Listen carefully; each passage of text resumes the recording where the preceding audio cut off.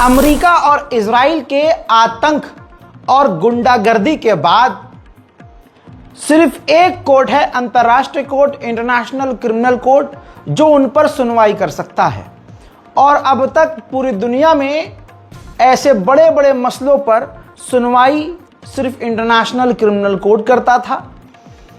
देश का कोई राष्ट्रपति हो, प्रधानमंत्री हो या कोई देश की गवर्नमेंट हो, वो जब कोई जुल्म करती थी, क्राइम करती थी, तो यही कोर्ट था जहां पर लोग इंसाफ की उम्मीद करते थे कि भाई ये कोर्ट इंसाफ करेगा, इंटरनेशनल क्रिमिनल कोर्ट।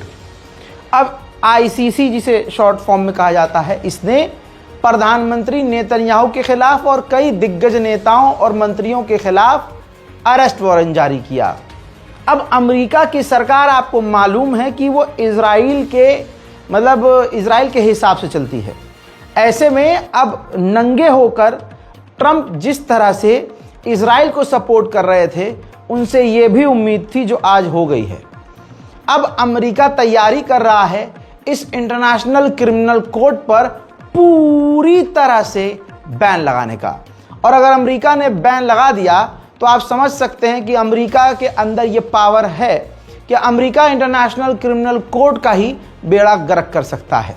लिहाजा कहने वालों ने सही कहा कि ये कलयुग है, यहाँ जो काल है, जो शैतान है, वही बादशाह होगा, और जो सीधे साधे आवाम होगी, जो शरीफ और ईमानदार लोग होंगे, उन पर सिर्फ जुल्म होगा। इजराइल के पूर्व डिफेंस मिनिस्टर ने कहा कि ब्रिटेन के प्रधानमंत्री को अपने अंदर जो उसका इस्लामीकरण हो रहा है, इस्लाम जो फैल रहा है उसके अंदर, उस पर ध्यान देना चाहिए, उसको अपने अंदर से निकालना चाहिए। हम फिलिस्तीन को मान्यता नहीं देंगे, न हम फिलिस्तीन स्टेट को मानते हैं, न उनका ये ख्वाब पूरा होने देंगे। हमेशा मैं ये कहता आया हूं अपनी हर रिपोर्ट में कि अमेरिका जो कुछ भी कर रहा है, अमेरिकी सरकार और अमेरिकियों का पैसा जो भारी मात्रा में अमेरिका खर्च करता है, वो इजराइल की मदद के लिए, इजराइल के समर्थन में, और अमेरिका ही इजराइल को पाल रहा है। आपको पता है सोशल मीडिया, आप जिस यूट्यूब पर ये देख रहे हैं, चाहे गूगल हो, अरे भैया आपके फ़ोन में माइक्रोसॉफ्ट हो, या कोई भी बड़ी कंपनी, चाहे फेसबुक हो यानी मेटा हो, इंस्टाग्राम हो, कोई भी, इन तमाम कंपनियों में जो ऊपर बैठा हुआ मालिक है या शेयर्स हैं, वो इजराइलियों के हैं, यहूदियों के हैं, प्रो इजराइलियों के हैं। अब तक ये आपको पता चल ही गया होगा। अब सुनिए, एक ऐसा प्लेटफॉर्म है टिकटॉक, जिसके ऊपर फिलिस्तीन की आवाज़ खुलकर उठाई जा रही है, क्योंकि उसकी पॉलिसीज़ ऐसी हैं कि आप जैसे इंस्टाग्राम और फेसबुक पर फिलिस्तीनी समर्थकों को या मजलूमों को दबा नहीं सकते, टिकटॉक पर ऐसा नहीं है। टिकटॉक पर गाज़ा में जो इजराइल नरसंहार कर रहा है उसकी वीडियोज़, और उस पर लोग विरोध भी कर रहे हैं। ऐसे में इजराइल ने सोचा कि कुछ ऐसा किया जाए कि अब इस टिकटॉक को भी अपने अधीन कर लिया जाए। तो पिछले एक हफ्ते से जो खबर आ रही है कि अमेरिका की कंपनियां और ख़ुद ट्रंप, चाइना की कंपनी टिकटॉक को जो ख़रीदने की कोशिश कर रही हैं, वो वजह यही है कि उसको इजराइल के अंडर करना है। अब रिपोर्ट ये आई है कि जो कंपनी पैसा खर्च कर रही है टिकटॉक को ख़रीदने के लिए, वो इजरायली कंपनी है, यानी इजरायली प्रो कंपनी है। तो अब दूध का दूध, पानी का पानी हो गया है। जब टिकटॉक इजराइल या अमेरिका के अंडर चला जाएगा, तो आज जो टिकटॉक पर आज़ादी फ़िलहाल मिली हुई है, वो भी ख़त्म हो जाएगी, और पूरी तरह से फ़िलिस्तीन की आवाज़ और फ़िलिस्तीनी समर्थकों की आवाज़ टिकटॉक से भी मिटा दी जाएगी। इजराइल के कट्टरवादी नेता बेंजीवीर ने मांग की है कि अगर मैं इस वक्त अपने इस इजराइल का प्रधानमंत्री होता, तो फ़िलिस्तीन के राष्ट्रपति महमूद अब्बास को अब तक मैं गिरफ्तार कर लेता और पूरी तरह से वेस्ट बैंक पर कब्जा करता। आपको पता है 360 मेडिकल वर्कर्स को इजराइल किडनैप करके गायब कर चुका है। हालात इतने बुरे हैं अभी भी गज्जा के कि मैं पर्सनली खुद ये खबर बता बता के थक गया, आप सुन सुन कर थक गए, लेकिन गाजा में लोग आज भी वही सब झेल रहे हैं।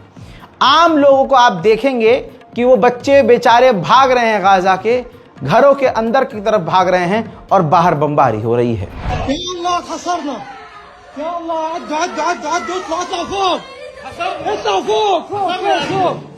اطلعوا فوق فك يلا اطلعوا فوق اطلعوا فوق حاضر حاضر حاضر اطلعوا فوق اطلعوا فوق ابو محمد بسرعه فوق सिर्फ यही नहीं, पूरे गाजा में इजराइल ने आज और कल, वो तो रोज कर रहा है, लेकिन अब उसके हमले और बढ़ा दिए गए हैं क्योंकि अरब खामोश है। कतर तक वो हमला कर चुका है, सीरिया के अंदर वो घुस चुका है, लेबनान में वो ऑलरेडी घुसा हुआ है और अब फिलिस्तीन, गज्जा तो छोड़िए, वेस्ट बैंक पर भी नजर है। तो ऐसे में इजराइल ने देखा जब दुनिया ही खामोश है तो फिर उसने गाजा पर हमले बढ़ा दिए।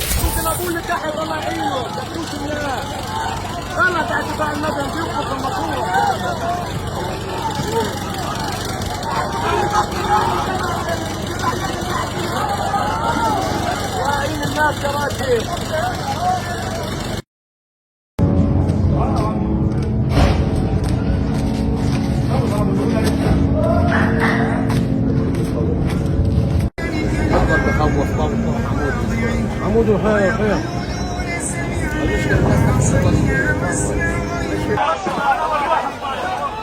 بيجي جوا بيجي وسيدة بيجي فوق 30 نفر بيجي يا رب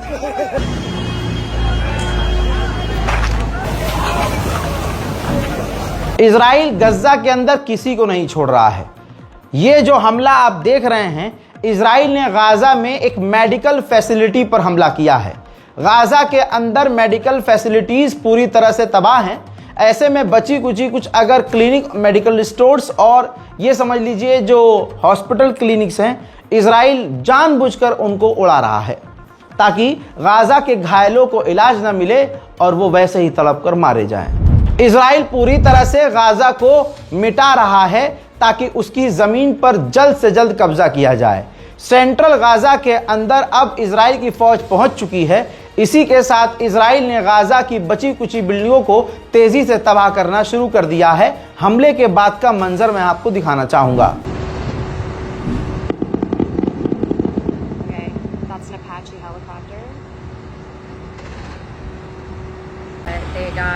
They were able to shoot that water hose.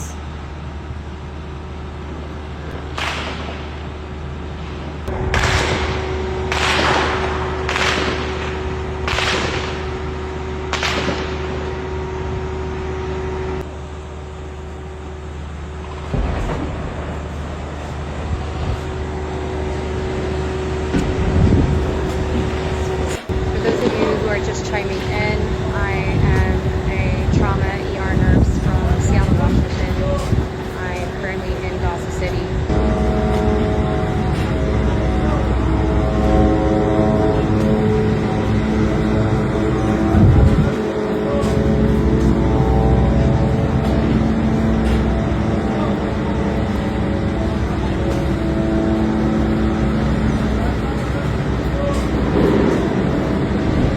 साथ ही साथ इजराइल अब सोच रहा है, क्योंकि वो किलस चुका है, कई देशों ने फिलिस्तीन को मान्यता दे दी है, तो वो उसको बहाना बनाकर वेस्ट बैंक पर या तो पूरी तरह से कब्जा या कम अज कम आधे वेस्ट बैंक पर कब्जा का प्लान कर रहा है। इजरायली चैनल और अमेरिकी चैनल, देखिए CNN की रिपोर्ट लगा रहा हूं, अब ये खुलकर खुद मान रहे हैं कि 10% से ज्यादा आबादी गाजा के अंदर मारी गई है या लापता है। लापता का कोई मतलब नहीं दोस्तों, जाहिर सी बात है मारी गई है। और जब इजराइल खुद इस बात को मान रहा है तो सोचिए ये आंकड़े कितने और बड़े हुए होंगे। उधर इजराइल ने आखिरकार फ्लोटिला को वार्न कर दिया है कि जो फ्लोटिला काफिला गाजा की तरफ बढ़ रहा है, हम उसको गाजा के अंदर आने नहीं देंगे। खुलासा हो गया है, इजरायली अखबारों ने खुद इजराइल की पोल खोली है। आपको पता है इस दुनिया में पैसा चलता है, जंग जब कहीं होती है तो नुकसान ज्यादा लोगों का होता है, लेकिन कुछ गिने चुने लोगों का फायदा बहुत बड़ा होता है। देखिए ये जो कुछ तस्वीरें आपको नजर आ रही हैं, ये चेहरों को पहचान लीजिए। इजराइल के अखबारों ने माना है ये अमेरिकी यहूदी बिलियनर्स हैं जो अमेरिका में रहते हैं, लाखों कंपनियों के ये मालिक हैं, पूरी दुनिया में सबसे अमीर लोगों में ये शुमार होते हैं और खासकर अमेरिका के ये बिलियनर्स हैं। और लेकिन इनका जो बैकग्राउंड है वो यहूदी हैं, वो यहूदी जिनके माँ बाप यहूदी थे, यहूदी रहते हुए इनके पिता, इनके माँ बाप जो है ख़ानदान वाले इजराइल में रहे और इनकी औलादें आज जो बिजनेसमैन बन चुकी हैं वो अमरीकी बन चुके हैं और अमेरिका में आके रह रहे हैं। रिपोर्ट में यह माना गया है कि यही बिलियनर्स जो गिने चुने हैं यही मोटी फंडिंग कर रहे हैं और गाजा के अंदर जो नरसंहार हो रहा है उसका पूरा खर्चा अमेरिकी यही बिलियनर्स उठा रहे हैं। सऊदी अरब ने ऐलान किया था कि वो फ्रांस के साथ 2 स्टेट सॉल्यूशन पर मीटिंग करने वाला है। फ्रांस भी खुद इसमें इंटरेस्ट ले रहा था। अब मीटिंग कंफर्म है कि हाँ, दोनों देशों की और कई देश इसमें शामिल होंगे। तो आपको पता है अमेरिका और इजराइल इस मीटिंग को बायकॉट कर रहे हैं और अपने साथी देशों को डरा रहे हैं, धमका रहे हैं कि इस मीटिंग में 2 स्टेट सॉल्यूशन की मीटिंग में शामिल ना होना। अब ये तो जनाबे मोहम्मद बिन सलमान को समझना चाहिए, जिससे आप कल तक ख्वाब देख रहे थे नॉर्मलाइजेशन का, वो अगला इंसान नंगा होकर आपके सामने खड़ा हो रहा है। वहीं डोनाल्ड ट्रंप को हमास ने खत भेजा है कि 60 दिन का सीज फायर करने के लिए हम तैयार हैं और उसके बदले हम आधे यहूदी हॉस्टेज को रिहा करेंगे, लेकिन डोनाल्ड ट्रंप यानी आप सीज फायर की गारंटी लें। कल लेबनान पर जो इजराइल ने हमला किया वो हमला मैंने बताया था, जिसमें परिवार का मैंने फोटो दिखाया था। खबर ये आई है, लेबनान की गवर्नमेंट ने कंफर्म किया है उस इजराइल के हमले में वो 4 लोग जो मारे गए वो चारों अमेरिकी नागरिक थे और उनमें 3 बच्चे थे। जैसों को तैसा हो रहा है। आज तक अरब मुसलमानों को मारा गया और बच्चों को ज़्यादा मारा गया, लेकिन गिनती कभी नहीं हुई। आज जो लोग मारे गए लेबनान में वो अमेरिकी हैं। जब ये पता चला तो अब ये भी गिना जा रहा है कि उनमें 3 बच्चे भी थे। लेकिन अमेरिका इजराइल के समर्थन में इतना नंगा है कि अमेरिका इस पर भी इजराइल को कुछ नहीं कहेगा। अमेरिकी एनवॉय ने कहा कि हम हिजबुल्लाह के हाथ काट रहे हैं, हिजबुल्लाह हमारा दुश्मन है, ईरान हमारा दुश्मन है, हम ईरान को पीछे खदेड़ रहे हैं ताकि हिजबुल्लाह को फंडिंग ना मिले और ये दोनों ही हमारे दुश्मन हैं। हजरात, नंगेपन की और बेगैरती की और फट्टूपन की इंतहा है। कतर में हमला हुआ, क्या कर लिया कतर ने? आप अपने दिल पर हाथ रखिए और बताइए क्या कर लिया कतर ने।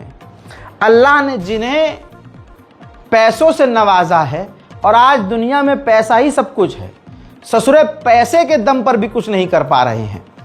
अब कतर पता है क्या कह रहा है? कतर कह रहा है कि हम अमेरिका से बात कर रहे हैं ताकि अमेरिका ये गारंटी ले, और अमेरिका से इसलिए बात कर रहे हैं ताकि इजराइल हम पर दोबारा हमला ना करे। ये औकात है इनकी। इजराइल के जो सेटलर्स हैं वेस्ट बैंक के नेबुलस के इलाके तक पहुंच चुके हैं।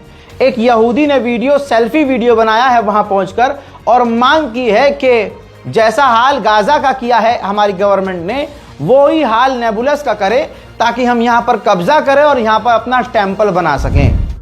היום ממש בשעות האלה לפני 25 שנה נטש צה"ל במדינת ישראל את קבר יוסף, את העיר שכם שפה ממש מאחוריי.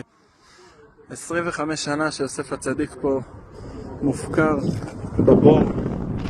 אפשר לראות פה את הכיפה הלבנה ממש פה בהישג יד.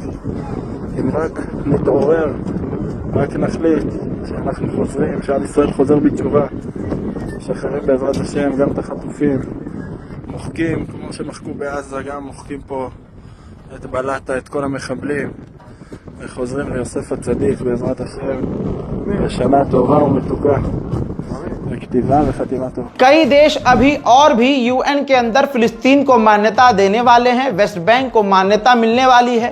अब ऐसे में वेस्ट बैंक की सिक्योरिटी इजराइल ने बढ़ा दी है और यहूदी वहां कब्जा भी करना शुरू कर चुके हैं।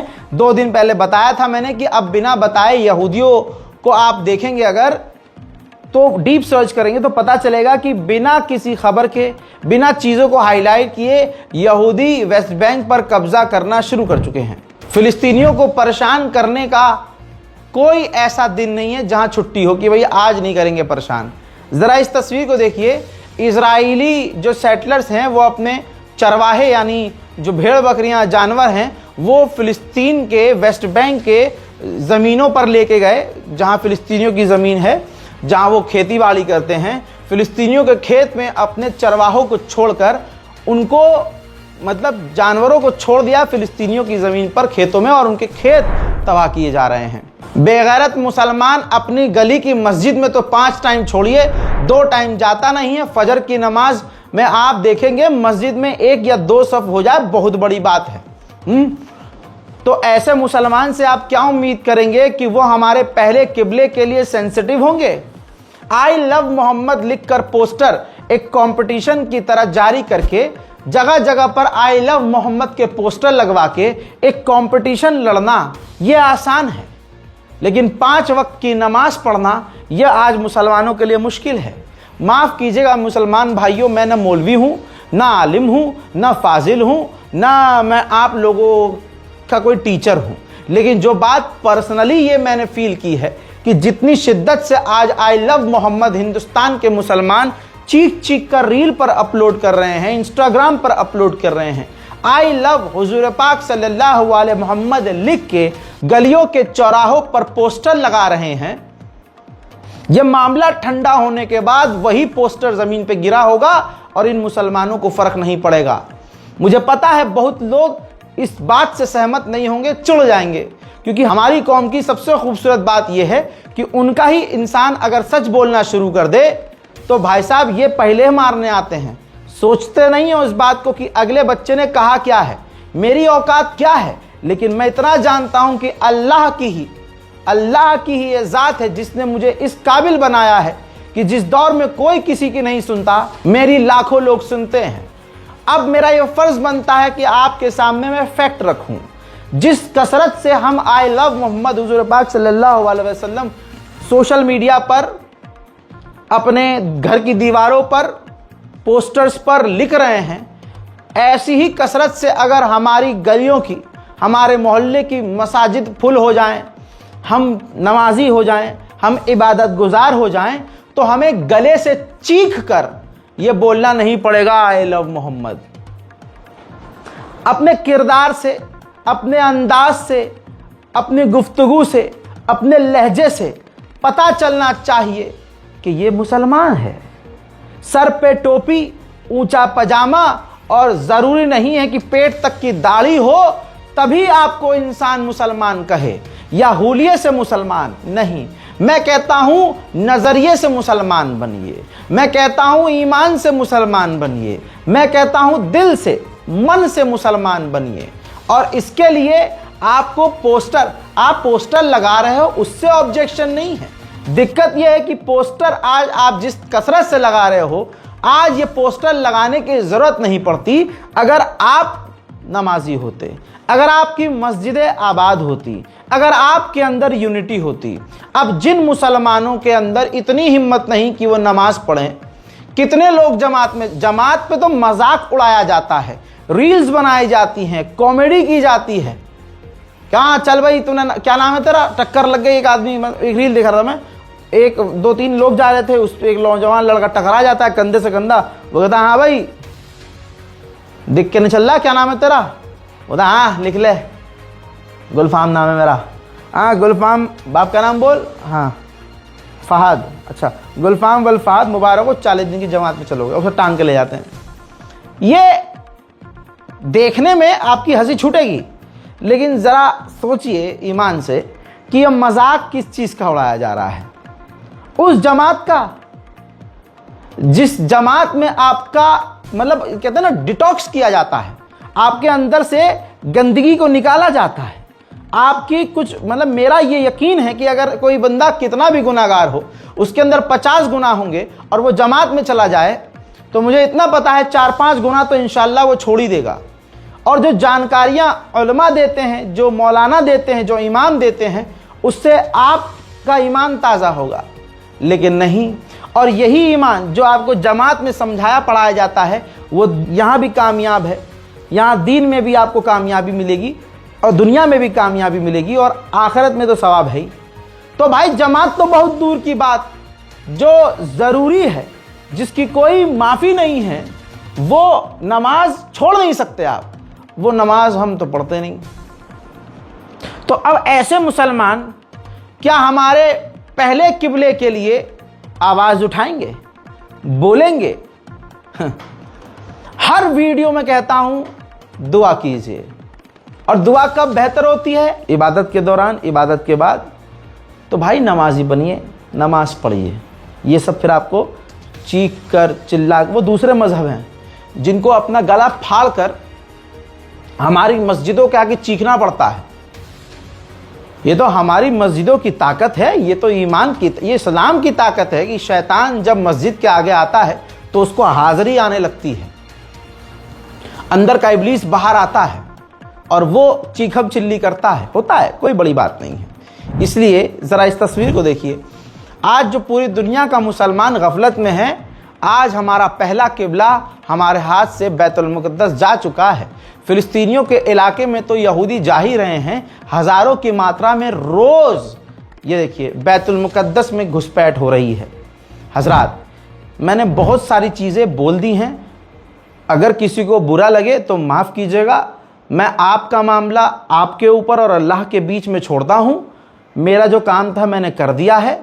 अपने वीडियोस के ज़रिए, अपने इस रिपोर्ट के ज़रिए मैं जितने पैगाम देना चाहता हूँ ख़बरों के बीच देता हूँ। अगर किसी को बुरा लग रहा है तो मुझे माफ़ कीजिएगा। जय हिंद।